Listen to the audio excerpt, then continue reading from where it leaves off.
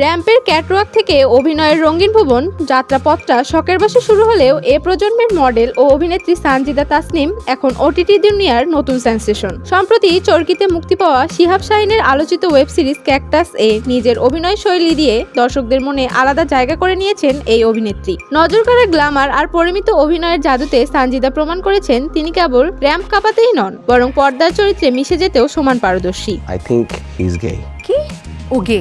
এটা তোকে কে বলছে? ও কি সেটা কি আমি জানি না। সানজিদার মিডিয়া যাত্রা শুরু হয়েছিল একেবারেই শখের বশে। ছোটবেলায় ক্লাস 9-এ এনটিভিতে নাচ পরিবেশনের মাধ্যমে প্রথম ক্যামেরার সামনে দাঁড়ান। পরে দীপ্ত টিভির রিয়েলিটি শো স্টার হান্টে অংশ নিয়ে ফাইনালের 3 বিজয়ীর একজন হন। সেই অভিজ্ঞতাই তাকে অভিনয়ের স্বপ্ন দেখায়। এর প্রসঙ্গে অভিনেত্রী সানজিদা তাসনিম বলেন, র‍্যাম্প মডেলিং আমাকে আত্মবিশ্বাস দিয়েছে, কিন্তু অভিনয়ে চরিত্রের আবেগ ধরে রাখা, সংলাপ বলা সবই আলাদা চ্যালেঞ্জ। তিনি মানসম্মত কাজের দিকেই বেশি মনোযোগী এবং ওটিটি প্ল্যাটফর্মের মাধ্যমে বড় পর্দায় নিজেকে প্রতিষ্ঠিত করতে চান। বড় ভাইয়ের সামনে একটু সেন্সর মেইনটেইন কর প্লিজ। বড় ভাই। গত ঈদে সালাউদ্দিন লাভলু পরিচালিত চ্যানেল আইতে 7 পর্বের ধারাবাহিক কুলীন সমাচার প্রচারিত হয়েছে, যেখানে তার উপস্থিতিও দর্শকদের নজরে এসেছে।